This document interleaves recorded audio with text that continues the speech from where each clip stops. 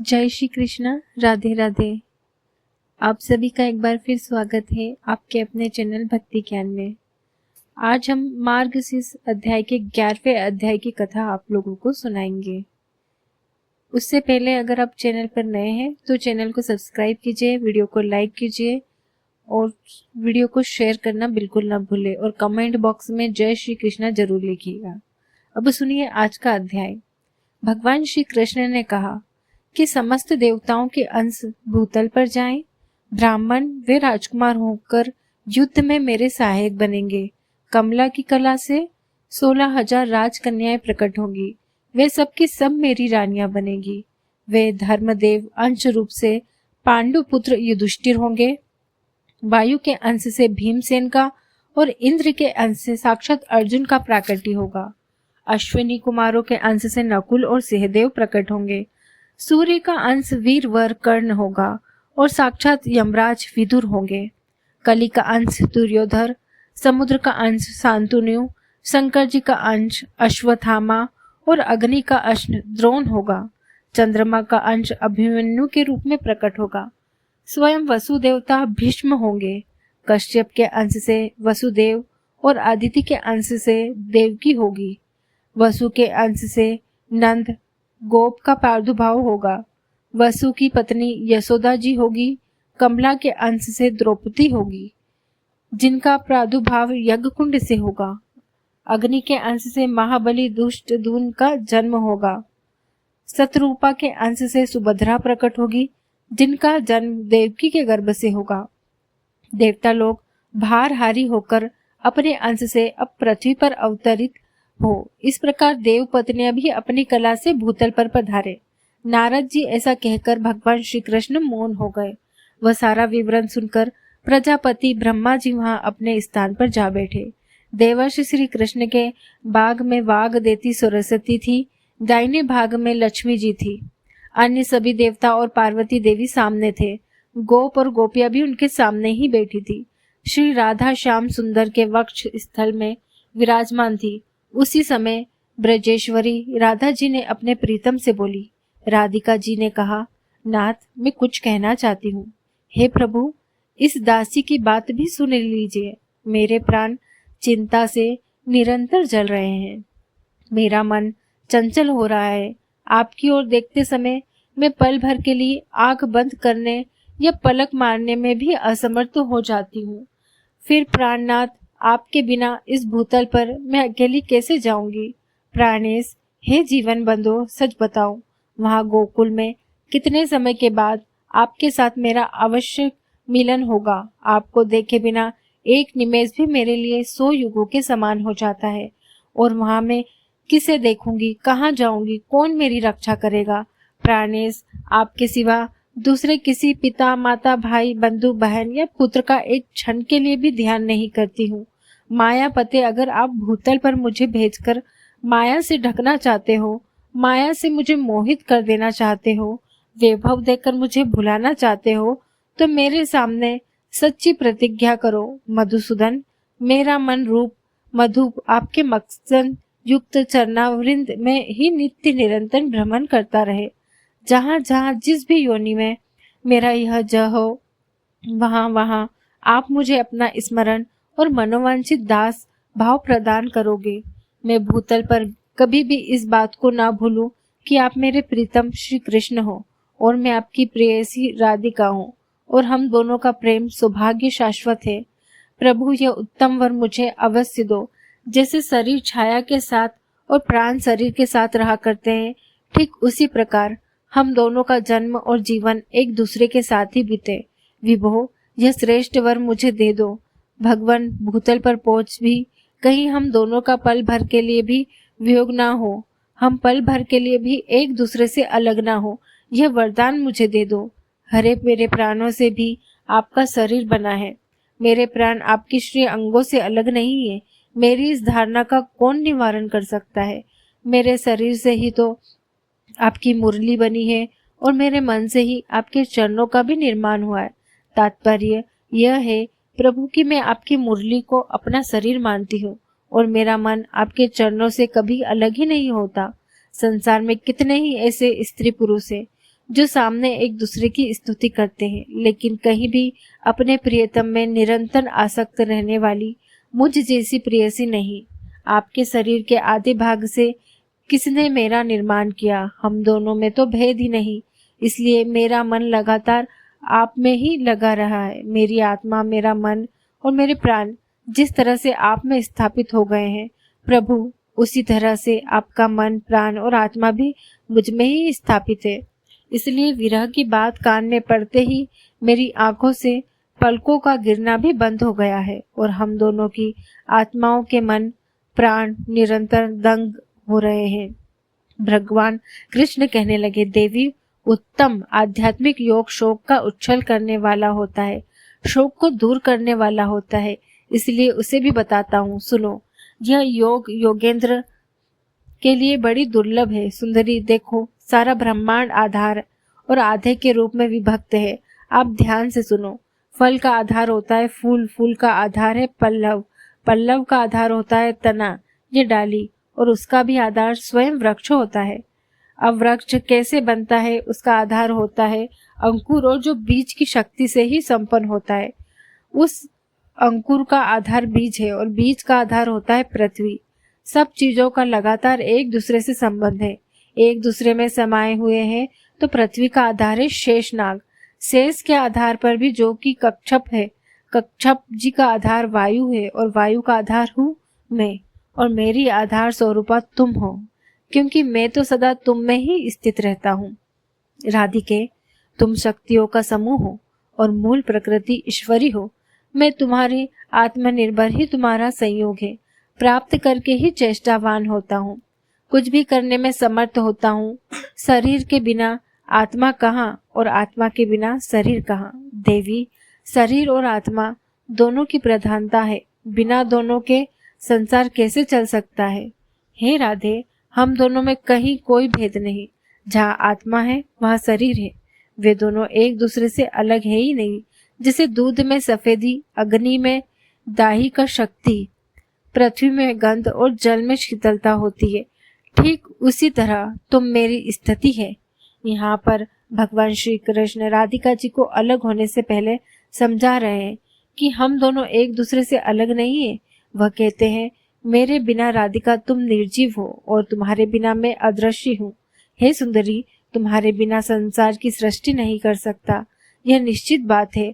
ठीक उसी तरह जैसे कुम्हार मिट्टी के बिना घड़ा नहीं बना सकता और सुनार सोने के बिना आभूषण नहीं बना सकता। स्वयं आत्मा जैसे नित्य है, उसी प्रकार साक्षात प्रकृति स्वरूपा तुम नित्य हो। तुम में संपूर्ण शक्तियों का समाहार संचित है और तुम सबकी आधारभूत भूता हो और सनातनी हो। लक्ष्मी जी, सरस्वती जी, पार्वती जी, ब्रह्मा जी, शिव जी, शेषनाग और धर्म, यह सब मेरे प्राणों के समान है, किंतु तुम मुझे प्राणों से भी अधिक बढ़कर प्यारी हो। राधिके, ये सब देवता और देवियां तो मेरे निकट है, परंतु अगर तुम मुझसे इनसे अधिक प्रिय न होती तो मेरे वक्ष स्थल में कैसे विराजमान हो सकती?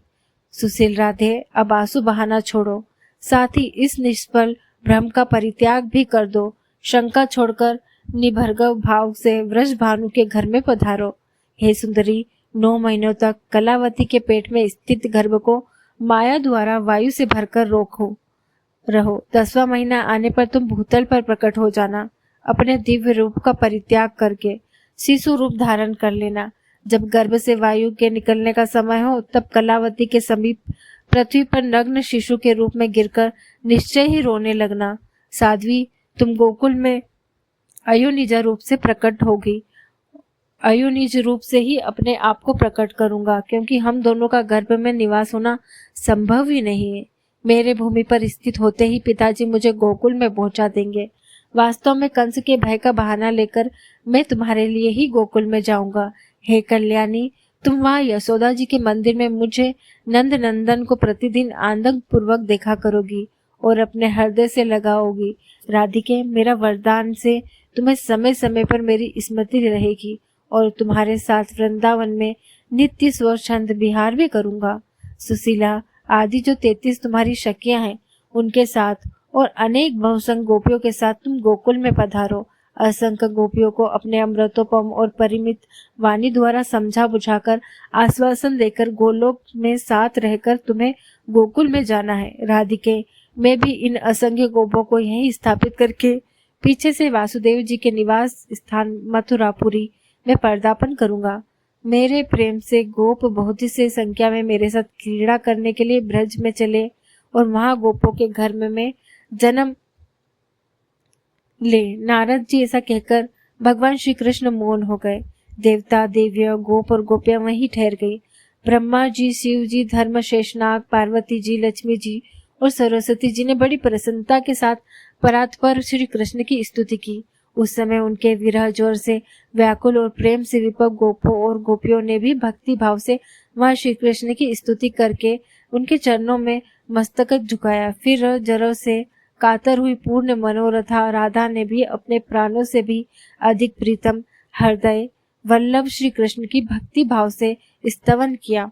उस समय श्री राधा के नेत्रों में आंसू भरे हुए थे। वे अत्यंत दीन और भय से व्याकुल दिखाई देते थे। उन्हें इस अवस्था में देखकर स्वयं श्री हरि ने सांत्वना देने के लिए ही ये सच्ची बात कही। श्री हरि अर्थात श्री कृष्ण बोले, प्राणादि की महादेवी, अब स्थिरता हो जाओ, भय का त्याग कर दो। जैसी तुम हो वैसा ही मैं हूँ। मेरे रहते भला तुम्हें किस बात की चिंता। श्री दामा की श्राप की सत्यता के लिए कुछ समय तक मेरे साथ तुम्हारा वियोग रहेगा। तुम मुझसे कुछ ही समय के लिए दूरी होगी, फिर मैं मथुरा में जाऊंगा। वहां भूतल का भार उतारना, माता पिता को बंधन से छुड़वाना, माली दर्जी कुब्जा का उद्धार करना, काल यवन को मरना कर मुच्छक को मोक्ष देना, द्वारका का निर्माण, राजस यज्ञ का दर्शन, 16,110 राजकन्याओं के साथ विवाह करना, शत्रुओं का दमन, मित्रों का उपकार, वाराणसीपुरी का दहन, महादेव जी को जम भरना, सत से बांधना, बानासुर की भुजाओं को काटना, पारिजात का अपहरण, अन्य कर्मों का इस संपादन, प्रभास तीर्थ की यात्रा में जाना, वहां मुनि मंडली का दर्शन करना, ब्रिज के बंधु जनों से वार्तालाप, पिता के यज्ञ का संपादन और वहीं सुबेला में फिर से तुम्हारे साथ मिलन और गोपियों को साक्षात्कार आदि यह सारे कार्य तो मुझे ही करना है। फिर तुम्हें अध्यात्म ज्ञान का उपदेश देकर वास्तव में तुम्हारे साथ नित्य मिलन का सौभाग्य भी प्राप्त करूंगा। इसके बाद मेरे साथ दिन रात तुम्हारा सहयोग बना रहेगा, कभी भी एक क्षण के लिए भी वियोग नहीं होगा। इतना ही नहीं, वहां से तुम्हारे साथ मेरा पुनः ब्रिज में आगमन होगा। हे प्राण बल्लभे, वियोग काल में भी स्वप्न में तुम्हारे साथ मेरा सदैव मिलन होता रहेगा। तुमसे बिछड़कर द्वारका में जाने पर मेरे और मेरे नारायण के द्वारा उपयुक्त कार्य संपादित होते रहेंगे। फिर वृंदावन में तुम्हारे साथ मेरा निवास होगा। फिर माता पिता और गोपियों के शोक का पूर्ण निवारण होगा। भूतल का भार उतार कर तुम्हारे और गोप गोपियों के साथ मेरा पुनः गोलोक में आगमन हो जाएगा। राधे, मेरे अंश भूत से जो नित्य परमात्मा नारायण है, वे लक्ष्मी सरस्वती के साथ वैकुंठ लोक को पधारेंगे। धर्म और मेरे अंशों का निवास स्थान श्वेत द्वीप में होगा। देवताओं और देवियों के अंश भी अक्षय धाम को पधारेंगे। फिर इसी गोलोक में तुम्हारे साथ मेरा निवास होगा। कांत, इस प्रकार समस्त भावी शुभाशुभ का वर्णन तो मैंने कर दिया। मेरे द्वारा दो निश्चय हो चुका है, उसका कौन है निवारण कर सकता है। फिर भगवान श्री कृष्ण ने देवताओं और देवियों से कुछ बातें कही।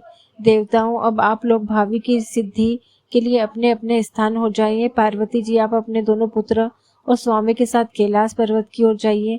मैंने जो कार्य आपकी जिम्मेदारी पर लगाया है वह सब यथा समय पूरा होगा। हे ब्रजेश्वरी राधे, गणेश जी को छोड़कर शेष छोटे बड़े सभी देवताओं और देवियों को कला द्वारा भूतल पर अवतरण होगा। फिर लक्ष्मी जी, सरस्वती और श्री राधा सहित पुरुषोत्तम श्री हरि को भक्ति भाव से प्रणाम करके सब देवता आनंद पूर्वक अपने अपने स्थान को चले गए। श्री हरि ने जिस कार्य का आयोजन करना था उसे सफल बनाने के लिए वे बड़ी व्याग्रता पूर्वक भूतल पर पधार गए, क्योंकि स्वामी का बताया हुआ स्थान देवताओं के लिए भी दुर्लभ था। भगवान श्री कृष्ण राधा रानी से कहा, प्रिय, तुम पूर्व निश्चित होकर गोप गोपियों के समुदाय के साथ अब वृष भानु के निवास गृह को पधारो। मैं भी मथुरापुर में वासुदेव के घर जाऊंगा। फिर कंस के भय का बहाना बनाकर गोकुल में तुम्हारे पास आ जाऊंगा। लाल कमल के समान नेत्रों वाली श्री राधा जी श्री कृष्ण को प्रणाम करके अपने प्रीतम श्री कृष्ण से अलग होने के भय से कातर होकर उनसे समान फूट फूट कर रोने लगी। वे ठहर ठहर कर कभी तो दूर तक जाती, फिर बार बार आगे जाकर वापस लौट आती। लौटते ही फिर से वह श्री कृष्ण का मुंह निहारने लगती। सती राधा शरद काल की पूर्णिमा के चंद्रमा की कांति सुधा से पूर्ण प्रभु के मुख चंद्र की सौंदर्य माधुरी का अपने नेत्र चकोर द्वारा पान करती थी। फिर परमेश्वरी राधा प्रभु के 7 बार परिक्रमा करके 7 बार प्रणाम करने के बाद फिर श्री हरि के सामने खड़ी हो गई। इतने में ही करोड़ों गोप गोपियों का समूह वहां आ पहुंचा। सबके साथ श्री राधा ने पुनः श्री कृष्ण को प्रणाम किया। तत्पश्चात 33 सखी स्वरूपा गोप किशोरियों और गोपा समूह के साथ सुंदरी राधा श्री हरि अर्थात श्री कृष्ण को मस्तक झुकाकर भूतल के लिए प्रस्थान कर गई। वे सब के सब श्री हरि के बताए हुए स्थान नंद गोकुल हो गए। फिर राधा जी वृषभानु के घर और गोपियों के अन्य गोपों के घर में चली गई। गोप गोपियों से श्री राधा के भूतल पर चले जाने से श्री हरि भी शीघ्र ही वहां पहुंचने के लिए उत्सुक हो गए। गोलोक के गोपों और गोपियों से बात करके उन्हें अपने अपने कामों में लगाकर मन की गति से चलने वाले जगदीश्वर श्री हरि अब मथुरा में जा पहुंचे। पहले देवकी और वासुदेव के जो पुत्र हुए उन्हें तो कंस ने तत्काल ही मार डाला। इस तरह उनके 6 पुत्रों को उसने काल के गाल में डाल दिया। देवकी का 7वां गर्भ शेष नाग का अंश था, जिसे योग माया ने खींचकर गोकुल में निवास करने वाली रोहिणी जी के गर्भ में स्थापित कर दिया। फिर वह श्री हरि की आज्ञा से चली गई। हरे कृष्णा। आज के अध्याय में बस इतना ही। अब सुनिए श्री कृष्ण चालीसा का पाठ। वंशी शोभित कर मधुर नील जलत तन श्याम अरु अधर जनु भीम फल नयन कवल अभिराम पूर्ण इंद्र अरविंद मुख पीतांबर शुभ साज जय मन मोहन मदन छवि कृष्ण चंद्र महाराज जय यदुनंदन जय जगवंदन जय वसुदेव देवकी नंदन जय यशोदा सुत नंद दुल अरे प्रभु भक्तन के द्रग तारे जय नट नागर नाग नथैया कृष्ण कन्हैया धेनु चरैया नग पर धारन गिरवर भारी धनुज दलन कष्ट विनाशी वंशी मधुर अधर धर तेरी पूर्ण करो मन के फेरी और पाप माखन चोर बिहारी भारत भूमि करो उधारी मोर मुकुट मृदु मुस्कान सुहाई राजीव नयन छवि मन भाई कुंडल श्रवण पीत पट शोभा सुंदर तन जलज प्रभलोभा मस्तक तिलक अलंग घुंघराले कृष्ण कन्हैया बंसी वाले अंका बका कगासुर मारे अग्नि जलन भी शांत तुम्हारे इंद्र गर्भ